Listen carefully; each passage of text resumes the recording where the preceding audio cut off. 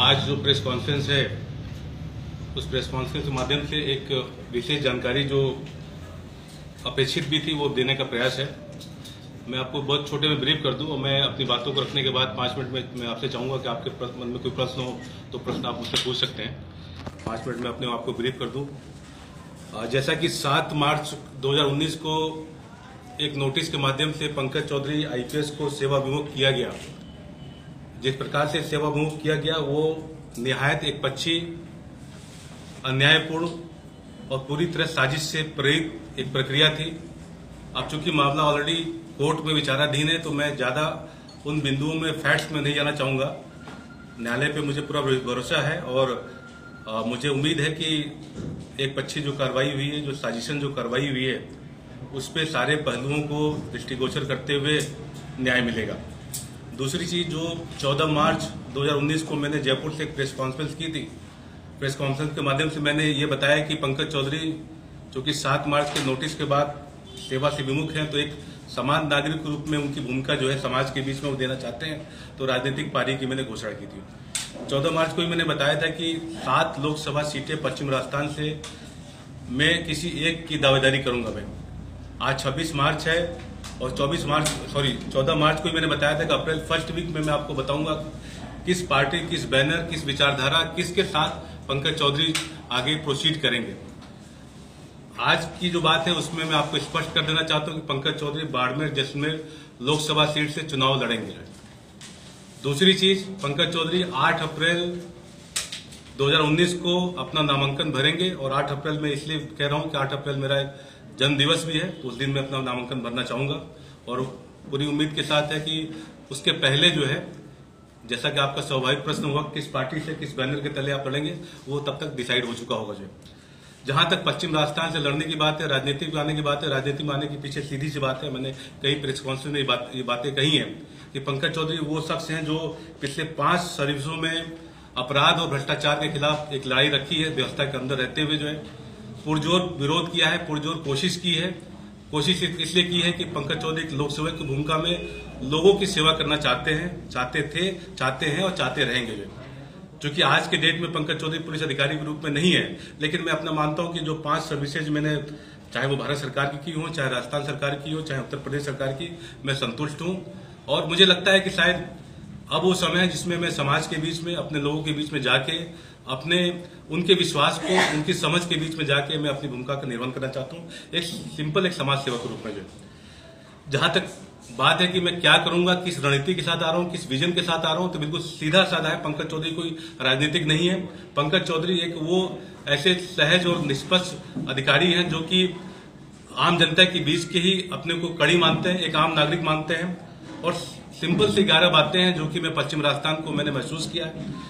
पश्चिम राजस्थान में आने के पीछे कुछ कारण ये भी है कि पिछले कुछ वर्षों से मेरा एक सामाजिक सरोकार भी रहा पश्चिम राजस्थान से, विशेषकर जोधपुर, जालोर, सांचौर, भीलमाल, नागौर, मेड़ता, बीकानेर, गंगानगर, बाड़मेर, जैसलमेर से।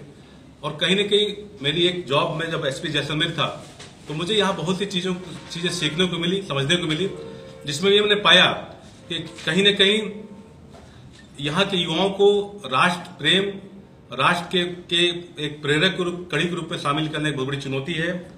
यहाँ पे महिलाओं और बच्चियों की स्थिति बहुत ही दयनीय है, उस पर बहुत कुछ किया जाना है। सीमा की जो तस्करी है, सीमा की जो सुरक्षा है, सीमा पार जो आतंकवाद है, कहीं न कहीं जो हमारा सरहदी क्षेत्र है वो बहुत बुरी तरह प्रभावित है। इस पर बहुत कुछ किया जाना अपेक्षित है और एक बहुत बड़े मुहिम की आवश्यकता है।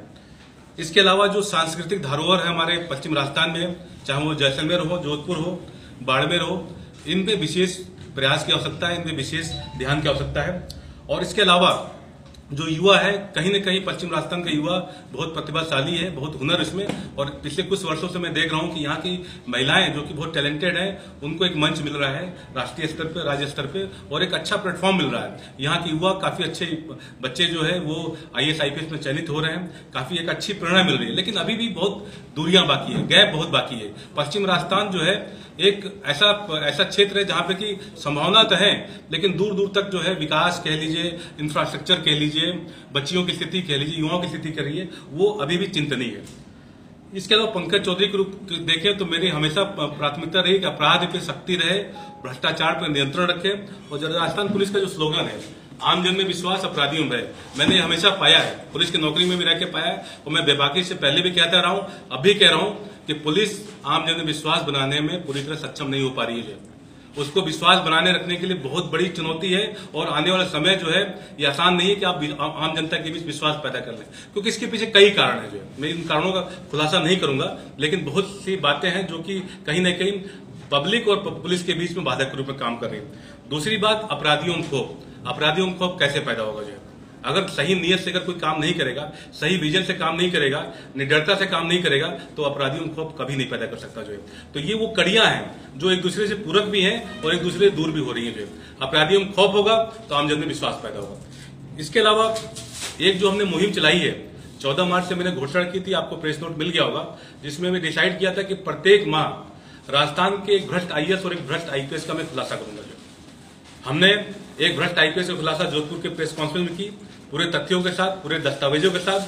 पहले क्यों नहीं कार्रवाई हुई, अभी क्यों नहीं कार्रवाई हो रही है और आगे क्या होगा, तो मैं इतना आपको बता दूं कि पंकज चौधरी जिस भी भ्रष्ट आईएएस और आईपीएस के खिलाफ खुलासा करेंगे और जिस भी संस्थाओं के पास इनके कागजात होंगे, दस्तावेज होंगे और जिसके पास भी पेंडिंग होगा, उनको अंतिम परिणाम तक पहुंचाना होगा और उनको अंतिम निर्णय बताना होगा। जो है वो उससे बच नहीं सकते, उसको अब टाल नहीं सकते। जो है उसका निर्णय उनको करना होगा और जो भी कार्रवाई हो उसको त्वरित रूप से करना होगा। वो दबाव हम उसको बनाने का प्रयास करेंगे। एक आईपीएस का खुलासा हमने किया जोधपुर प्रेस कॉन्फ्रेंस से, एक भ्रष्ट आईएएस का खुलासा किया हमने बीकानेर कॉन्फ्रेंस से, क्योंकि एक माह में हम एक भ्रष्ट एक आईएएस और एक आईपीएस के खुलासा करना है।